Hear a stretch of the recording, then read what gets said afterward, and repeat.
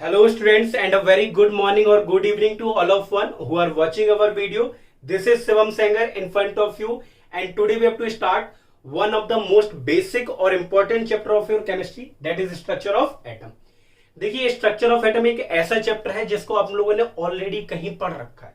मैं पूरे की बात नहीं कर रहा हूं, पर इस चैप्टर का जो इंट्रोडक्शन पार्ट है वो आप लोगों ने ऑलरेडी क्लास 9 में पढ़ रखा है। तो सर क्या करें, हम आपसे बिल्कुल नहीं कहेंगे सर आपको क्लास 9 का याद है या नहीं है। अगर याद है तो इससे अच्छी बात कुछ होगी नहीं, और अगर याद नहीं है तो इससे अच्छी बात कुछ नहीं होगी, क्योंकि हम लोग इस चैप्टर को बिल्कुल बेसिक से स्टार्ट करेंगे। मतलब जो आप लोगों ने क्लास 9 में भी पढ़ रखा है ना, हम लोग वो वाली भी चीज इसमें पढ़ेंगे और बिल्कुल स्टार्टिंग से लेके वहां तक पढ़ेंगे सर जो हमारे सिलेबस में है। बल्कि एक दो टॉपिक एक्स्ट्रा ही पढ़ लेंगे, कम नहीं पढ़ेंगे। तो आप बिल्कुल ये मत सोचिएगा सर क्लास 9 की चीज हमें याद है या नहीं है। क्लियर है। देखिए दूसरी बात आती है सर चैप्टर छोटा है बड़ा, चैप्टर बेटा बड़ा है, क्योंकि क्लास 11 के लगभग सारे चैप्टर बड़े हैं तो ये भी बड़ा है। पर बड़े चैप्टर को छोटा करना तो हम लोग जानते हैं सर कैसे, उसको पार्ट्स में क्या कर दीजिए, क्लासीफाई। तो इस चैप्टर को भी मैंने 4 पार्ट्स में क्लासीफाई कर दिया सर। कितने पार्ट? फर्स्ट, सेकंड, थर्ड और फोर्थ।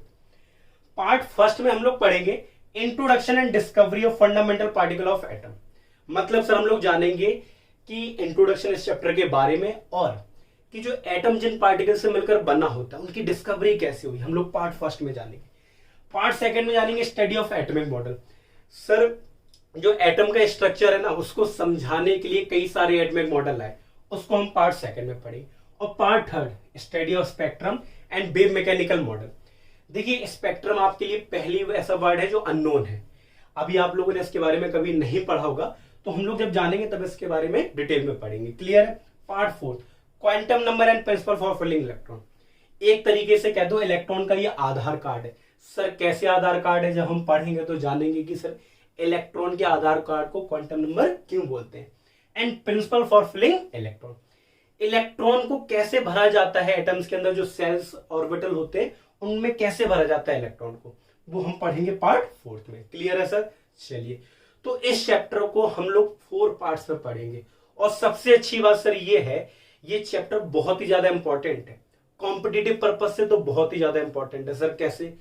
वो चाहे एग्जाम नीट का हो, चाहे आईआईटी जेईई मेंस हो या एडवांस का हो, इस चैप्टर से एक क्वेश्चन आना कंपलसरी है, मतलब बहुत इंपॉर्टेंट है। तो चलिए सर हम लोग इस चैप्टर को बिना टाइम को वेस्ट किए पहला पार्ट स्टार्ट करते हैं, जिसका नाम है introduction and discovery of fundamental particle of atom. चलिए सर आप इसे लिखिए, पार्ट फर्स्ट स्टार्ट करते हैं। चलिए सर हम इस चैप्टर के सबसे पहले पार्ट को कवर करते हैं, जिसका नाम है introduction and discovery of fundamental particle of atom. इसके अंदर जो पहला टॉपिक कवर करेंगे वो है introduction of this chapter. Sir this chapter का मतलब स्ट्रक्चर ऑफ एटम। इस चैप्टर का इंट्रोडक्शन पढ़ेंगे। देखिए इंट्रोडक्शन चाहे इस चैप्टर का हो या किसी भी चैप्टर का, इंट्रोडक्शन का मतलब होता है 2 क्वेश्चन के आंसर को जानना। सर वो 2 क्वेश्चन क्या है? पहले कि इस चैप्टर में हम कौन कौन से टॉपिक को कवर करेंगे, और दूसरा कि इस चैप्टर को हम पढ़ क्यों रहे हैं, मतलब इस चैप्टर को पढ़ने से हमें क्या जानकारी मिलेगी। तो ये वो 2 क्वेश्चन है जो इंट्रोडक्शन पार्ट में हम लोग क्या करेंगे, कवर। और ये दोनों क्वेश्चनों को जानने के बाद यकीन मानिए आपको चैप्टर पढ़ने में बड़ा मजा आने वाला, बहुत ही इंटरेस्टिंग हो जाएगा चैप्टर। तो चलिए सर हम लोग जानते हैं पहले क्वेश्चन का आंसर। बताइए पहले क्वेश्चन क्या था। सर इस चैप्टर के अंदर हम क्या क्या पढ़ेंगे, जरा ध्यान से। 2 पार्ट में तोड़ता हूं, एटम और स्ट्रक्चर। सबसे पहले तो सर हम ये जान ले कि सर ये एटम कहां से आया, एटम की हिस्ट्री क्या है, कौन से ऐसे महापुरुष थे, फिलोसफर थे, साइंटिस्ट थे जिन्होंने एटम का नाम लिया पहली बार। तो सर सबसे पहले तो जानेंगे हम हिस्ट्री ऑफ एटम। सर क्या है हिस्ट्री ऑफ एटम? हिस्ट्री में हम 2 चीजें पढ़ेंगे कि सर एटम की हिस्ट्री क्या थी, एटम आया कहां से, फिर एटम किन पार्टिकल से मिलकर बना है और उनकी डिस्कवरी कैसे हुई, हम हिस्ट्री में ये जानेंगे। उसके बाद हम पढ़ेंगे एटम का स्ट्रक्चर। अच्छा एक बात बताओ, अगर आप एटम के बारे में जानते नहीं है, उसका स्ट्रक्चर डायरेक्टली पढ़ चुके? नहीं सर, पहले आप एटम के बारे में जानिए, किसमें, हिस्ट्री में। उसके बाद हम जानेंगे कि सर एटम का स्ट्रक्चर कैसे होता है, एटम का स्ट्रक्चर कैसे होता है। और एटम के स्ट्रक्चर को समझाने के लिए कई सारे एटॉमिक मॉडल आए, कई सारे एटॉमिक मॉडल आए। सर कई सारे साइंटिस्ट थे, जैसे J Thomson atomic model, Rutherford atomic model, bore atomic model. कई सारे साइंटिस्टों ने अटेम्प्ट किया एटम के स्ट्रक्चर को समझाने के लिए। एक के बाद एक कई सारे साइंटिस्ट है। जब एक फेल हो गया तो दूसरे ने समझाया कि एटम का स्ट्रक्चर ऐसा हो सकता। जब वो फेल हो गए तो उनकी कमियों को दूर करने के लिए दूसरे साइंटिस्ट आए। मतलब एक ही क्वेश्चन को सॉल्व करने के लिए कई लोग आने पड़े। एक एटम के स्ट्रक्चर को समझाने के लिए कई सारे साइंटिस्ट आए। जब एक फेल हो गए तो उनकी कमियों को दूर करने के लिए दूसरों को आना पड़ा। जब वो फेल हो गए तो उनकी कमियों को दूर करने के लिए फिर तीसरे को आना पड़ा। ऐसे कई सारे साइंटिस्ट ने अटेम्प्ट किए। और इस समय कौन सा मॉडल चल रहा है स्ट्रक्चर ऑफ एटम का, एटम के स्ट्रक्चर का, वो भी हम लोग पढ़ेंगे। तो बताइए इस चैप्टर में दो चीजें पढ़नी है, हिस्ट्री ऑफ एटम और दूसरा एटॉमिक मॉडल। एटॉमिक मॉडल क्या है सर? एटॉमिक मॉडल में हम पढ़ेंगे कौन कौन से साइंटिस्ट ने एटम के स्ट्रक्चर को समझाने के लिए मॉडल दिए। सर बहुत सारे साइंटिस्ट थे, जैसे कि अगर हम लोग बात करें जे थॉमसन एटॉमिक मॉडल, एक साइंटिस्ट थे, उन्होंने जे थॉमसन ने अपने नाम पे ही एटम का स्ट्रक्चर समझाने की कोशिश की और एक मॉडल दिया जे थॉमसन एटॉमिक मॉडल। और फिर आए सर रदरफोर्ड एटॉमिक मॉडल, इन्होंने भी एटम के स्ट्रक्चर को समझाने की कोशिश की। क्लियर है सर? फिर आए सर बोर एटॉमिक मॉडल, फिर आए सर सोमरफील्ड। मतलब बहुत सारे साइंटिस्ट आए हैं। क्लियर है? फिर श्रोडिंगर वगैरह बहुत सारे साइंटिस्ट आए, जब हम लोग पढ़ेंगे तो डिटेल में पढ़ेंगे। क्लियर है? तो अब हमें इतना तो पता चल गया सर इस चैप्टर में पढ़ना क्या है। सर एटम का हिस्ट्री, एटम की हिस्ट्री, और फिर एटम के स्ट्रक्चर के लिए कौन कौन से मॉडल हम लोग पढ़ेंगे और इस समय कौन सा मॉडल चल रहा है वो भी पढ़ेंगे। अब बात सर दूसरे क्वेश्चन के आंसर की, सर इस चैप्टर को पढ़ते क्यों है? चैप्टर का नाम क्या है? स्ट्रक्चर ऑफ एटम, एटम का स्ट्रक्चर। एटम का स्ट्रक्चर पढ़ते ही क्यों है? सबसे पहली बात सर, बहुत बड़ी बात है, स्ट्रक्चर हमें कुछ ना कुछ तो बताता होगा ना सर। बिल्कुल, स्ट्रक्चर डिफाइन करता है, स्ट्रक्चर वो चीज होती है जो डिफाइन करता है कैरेक्टरिस्टिक्स। स्ट्रक्चर का मतलब होता है विच डिफाइन कैरेक्टरिस्टिक्स ऑफ एनीथिंग, तो एटम के स्ट्रक्चर को क्यों पढ़ते हैं? क्योंकि एटम के अगर हमें कैरेक्टरिस्टिक्स जानने हैं तो वो हम उसके स्ट्रक्चर से ही जान सकते हैं। मतलब एटम के स्ट्रक्चर से हम लोग एटम के बारे में कई सारी जानकारियां जान सकते हैं। तो एटम को अगर जानना है तो एटम के स्ट्रक्चर को आपको जानना पड़ेगा। उससे आप स्ट्रक्चर जानने के बाद एटम के बारे में आप बहुत अच्छे से डिस्क्राइब कर लोगे। क्लियर है सर? बिल्कुल। तो समझ में आया सर? दोनों क्वेश्चन के आंसर मिले? बिल्कुल। पहली चीज पढ़ेंगे क्या? हिस्ट्री ऑफ एटम, फिर पढ़ेंगे एटॉमिक मॉडल।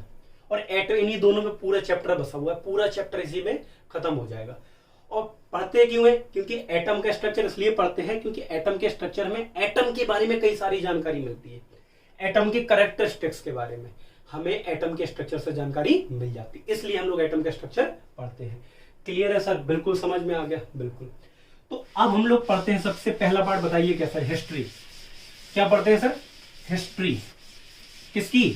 एटम की। सर जरा ध्यान से देखिए, हिस्ट्री किसकी सर? एटम की।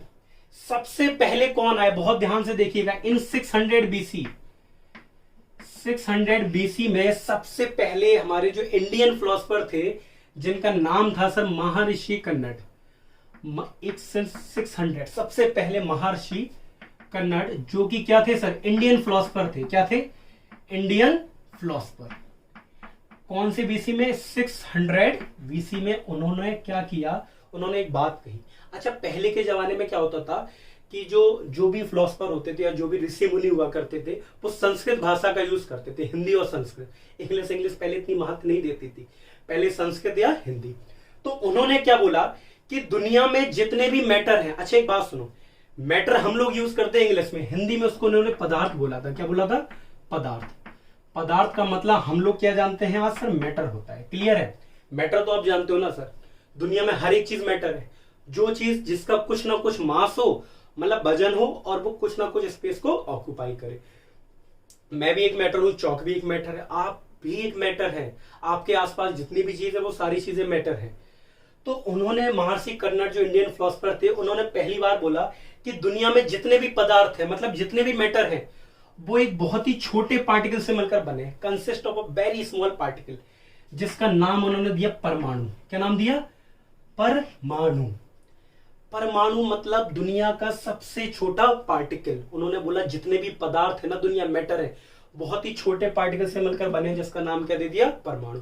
और परमाणु एक संस्कृत वर्ड था सर। कैसा था? संस्कृत वर्ड। इस वजह से इसका नाम क्या पड़ा? परमाणु। आ गया सर? बिल्कुल। तो बताइए, सबसे पहले 600 बीसी में महर्षि कन्नाडाई, जो कि एक इंडियन फिलोसफर थे, उन्होंने समझाया कि दुनिया में जितने भी पदार्थ हैं, मतलब मैटर हैं, एक बहुत ही छोटे से कण से मिलकर बने हैं, जिसका नाम है परमाणु। सबसे छोटा अणु मतलब कौन? परमाणु। क्लियर है? जैसे परमात्मा, आत्मा का मतलब परम, सबसे परम, ऐसी अणु का भी सबसे परम मतलब परमाणु। क्लियर है? मतलब आप ऐसा समझ सकते हो कि तो सर ज्यादा डिटेल में नहीं जाओ, जरा ध्यान से देखो। फिर इसके बाद क्या हुआ? 200 साल बाद 400 बीसी में, 200 साल बाद एक ग्रीक फिलोसफर थे, एक या दो थे, जिनका नाम था डेमोक्रिटस। सर क्या नाम था? डेमोक्रिटस। और थे ल्यूकिपस।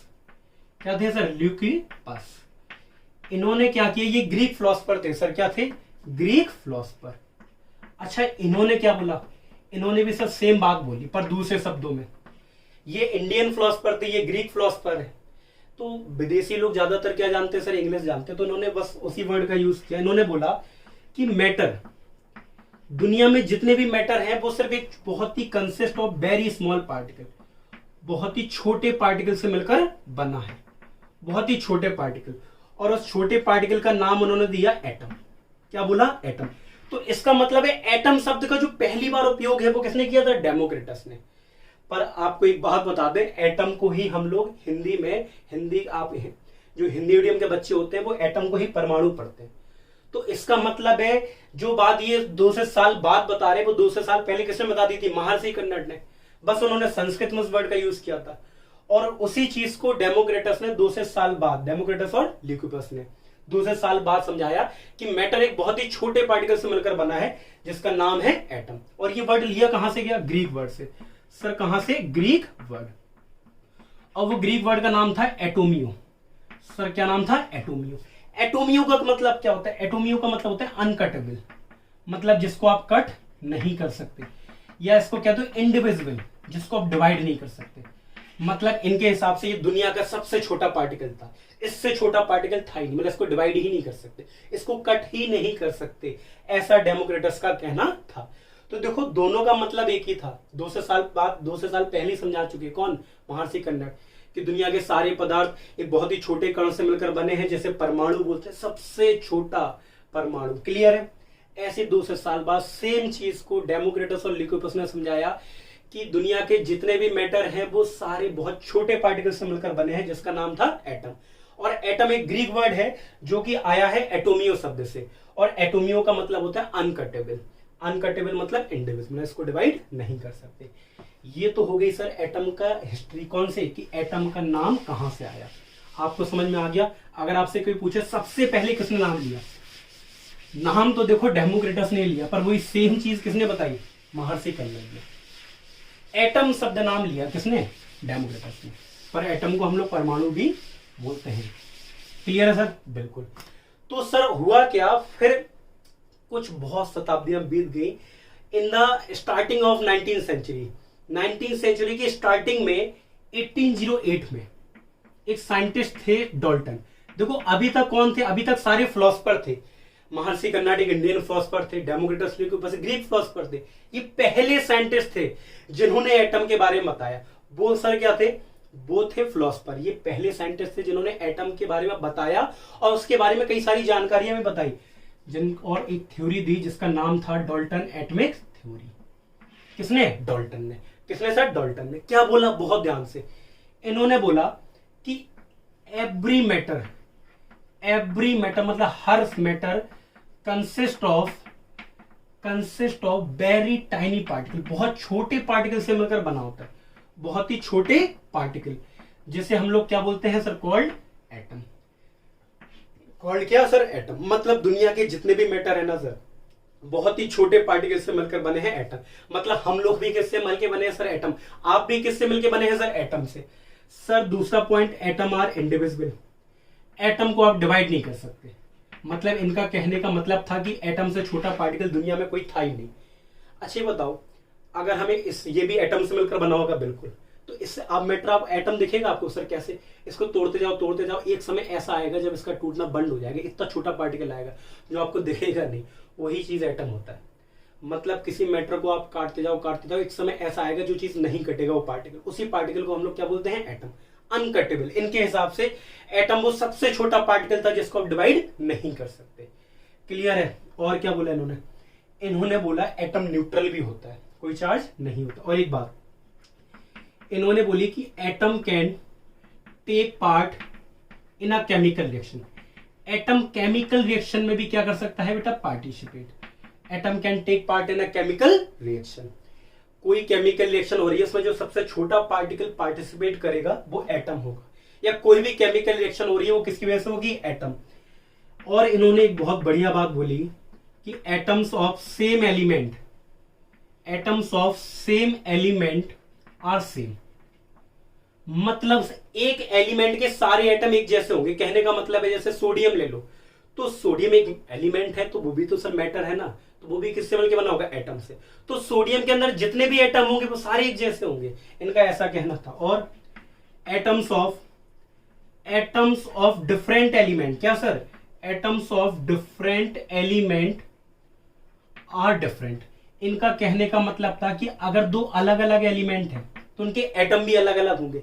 मतलब एक हाथ में आप सोडियम ले लो, एक हाथ में पोटेशियम, दोनों अलग अलग एलिमेंट है, इनके एटम को आप कंपेयर करो तो दोनों एटम अलग अलग होंगे, ऐसा डाल्टन का कहना था। क्लियर है? और एक बात ये कहते थे कि एटम को मिला दो तो मॉलिक्यूल मिल जाएगा। पर एक बात बताओ, हम लोग 2020 में है, खैर पता तो ये बहुत समय बाद पता चल गया, आज हम लोग को एक बात तो पता है, सब बताइए क्या? आज हम सभी को पता है कि एटम भी कई सारे पार्टिकल से मिलकर बना है। आप 9th क्लास में पढ़ चुके हो और आपको पता होना चाहिए सर क्या, कि एटम भी कई सारे पार्टिकल से मिलकर बना है। और उसमें सबसे इंपॉर्टेंट पार्टिकल कौन है? 3, इलेक्ट्रॉन, प्रोटॉन और न्यूट्रॉन। फंडामेंटल पार्टिकल है कि atom consist of 3 fundamental particle, electron, proton और न्यूट्रॉन। पर इनको थोड़ी ना पता था। आज 2020 है, अभी 2020 में जी रहे हैं, 1808 में इन्हें नहीं पता था कि एटम भी सर पार्टिकल से मिलकर बना। ये तो इस धोखे में जी रहे थे कि एटम सबसे छोटा पार्टिकल था। तो सर ये इस धोखे में जी रहे थे कि एटम सबसे छोटा पार्टिकल था। बाद में कुछ सालों बाद इनकी थ्योरी क्या हो गई? फेल हो गई। इनके जो पॉइंट्स थे वो क्या हो गए सर? फेल हो गए। पर सबसे पहले साइंटिस्ट थे जिन्होंने एटम के बारे में समझाने की कोशिश की और काफी हद तक इन्होंने प्रयास किया। क्लियर है सर? बिल्कुल। तो हम लोगों को समझ में आ गया, डाल्टन ने एटम के बारे में समझाया। पर हम सभी को सर बताइए क्या है? हम सभी को पता है कि एटम 3 बेसिक पार्टिकल से मिलकर बना है, एक तो इलेक्ट्रॉन और एक प्रोटॉन और एक न्यूट्रॉन। हमें अभी पता है, पर पहले तो नहीं पता था। तो सर अब माइंड में ये आता है कि उनके माइंड में ये बात कब आई कि एटम भी पार्टिकल से मिलकर बना होता है? उनके माइंड में उस समय 19वीं शताब्दी में ये बात कब आई कि एटम के अंदर भी पार्टिकल होते हैं? वो लोग तो यही मान रहे थे कि एटम छोटा पार्टिकल है। वो बात आई फैराडे की वजह से। किसकी वजह से? फैराडे बाबा ने क्या किया, इन्होंने कई सारे एक्सपेरिमेंट किए इलेक्ट्रिसिटी और मैटर को लेकर। जैसे पानी में अगर इलेक्ट्रिसिटी पास कर दो तो उसमें हमें हाइड्रोजन ऑक्सीजन गैस मिल जाती जो कि एक मैटर है। तो इन्होंने एक बात बोली कि इलेक्ट्रिसिटी और मैटर के बीच में कहीं ना कहीं कोई ना कोई रिलेशन है। इलेक्ट्रिसिटी और मैटर के बीच में कहीं ना कहीं कुछ ना कुछ रिलेशन है। किसने बोला? फैराडे ने। और एक बात बोली कि इलेक्ट्रिसिटी भी जैसे मैटर पार्टिकल से मिलकर बना होता है जिसको हम लोग क्या बोलते हैं? एटम। ऐसे ही इलेक्ट्रिसिटी इन्होंने बोला कि पार्टिकल से मिलकर बनी होती है। किसने? फैराडे ने बोला। और उस पार्टिकल को बोलते हैं सर हम एटम्स ऑफ इलेक्ट्रिसिटी। क्या बोलते हैं? Atoms of electricity. बताओ क्या बोला? फैराडे ने बोला कि इलेक्ट्रिसिटी, बहुत सारे एक्सपेरिमेंट किए फैराडे ने, फिजिक्स में बहुत सारे किए, आप लोग पढ़ेंगे। तो उन्होंने बोला कि इलेक्ट्रिसिटी और मैटर के बीच में कहीं ना कहीं कुछ ना कुछ रिलेशन होता है। और एक बात बोली, जैसे मैटर पार्टिकल से मिलकर बना होता है, वो कहते हैं कि इलेक्ट्रिसिटी भी पार्टिकल से मिलकर बनी होती है। और इलेक्ट्रिसिटी के पार्टिकल को क्या बोलते हैं हम लोग? Atoms of electricity. और इसी को बाद में नाम दे दिया गया इलेक्ट्रॉन। किसने दिया? स्टोनी ने। किसने दिया बेटा? स्टोनी ने नाम दिया क्या सर? इलेक्ट्रॉन। पर उस समय इसका कोई एविडेंस नहीं था, कोई प्रूफ नहीं था। बाद में जब जे थॉमसन ने डिस्कवरी की इलेक्ट्रॉन की, उसके बाद ही पता चला क्या कि एक पार्टिकल होता है जिसका नाम क्या होता है? इलेक्ट्रॉन्स। क्लियर है सर? आगे सन में। तो सबसे पहले फैराडे ने आइडिया लाया कि इलेक्ट्रिसिटी मैटर के बीच में रिलेशन होता है। और बोला कि इलेक्ट्रिसिटी भी पार्टिकल से मिलकर बना होता है और इलेक्ट्रिसिटी के पार्टिकल को एटम्स ऑफ इलेक्ट्रिसिटी बोलते हैं और इसी को स्टोनी ने नाम क्या दे दिया, इलेक्ट्रॉन्स। क्लियर है सर? बिल्कुल। पर इस समय उसका कोई एविडेंस नहीं था। अच्छा, तो यहां कोई ना कोई रिलेशन था। आप देख लो, उन्होंने एक एक्सपेरिमेंट किया था कि उन्होंने कहा कि दो मेटल ले लो, आप उन्हें रब कर दो, तो रब करने पर एटम पे चार्ज आ जाता है, मैटर पे क्या आ जाता है, चार्ज। आप कोई भी दो चीज ले लो, रब कर दो, रब करने जैसे कंघी, देखिए कंघी को आप बालू में रब कर दो, कागज रख दो तो अट्रैक्ट होते, बीस होते नहीं होते। तो किसी भी चीज को रब करने पर उसमें चार्ज आ जाता है, तो इसका मतलब है कि मैटर को रब करने पर चार्ज आ रहा है, तो मैटर में चार्ज पार्टिकल होंगे। मैटर किससे मिलकर बना होता है सर, एटम से। तो एटम के अंदर भी तो चार्ज पार्टिकल होंगे, नहीं होंगे सर? बस यहीं से उनके दिमाग में आ गया कि एटम के अंदर भी चार्ज पार्टिकल होंगे। और सर नॉर्मल सी बात है, इसी चार्ज पार्टिकल की खोज में पहली डिस्कवरी की है जे थॉमसन ने, डिस्कवरी ऑफ इलेक्ट्रॉन की, जो कि हम लोग नेक्स्ट लेक्चर में पढ़ेंगे। क्या सर? Discovery of electron. पहले नेगेटिव चार्ज पार्टिकल की डिस्कवरी की, फिर उन्हें लगा कि अगर नेगेटिव है तो पॉजिटिव भी होगा, नेगेटिव है तो पॉजिटिव होगा, क्योंकि एटम तो न्यूट्रल होता है, न्यूट्रल बनाने के लिए दोनों पार्टिकल होने चाहिए, नेगेटिव और पॉजिटिव। तो जब नेगेटिव की डिस्कवरी हुई तो उन्हें लगा कि पॉजिटिव भी होगा, तो फिर पॉजिटिव की डिस्कवरी कर दी। तो अगले लेक्चर में हम लोग पढ़ेंगे डिस्कवरी ऑफ इलेक्ट्रॉन और डिस्कवरी ऑफ प्रोटॉन। क्लियर है sir? Okay sir, see you on next lecture.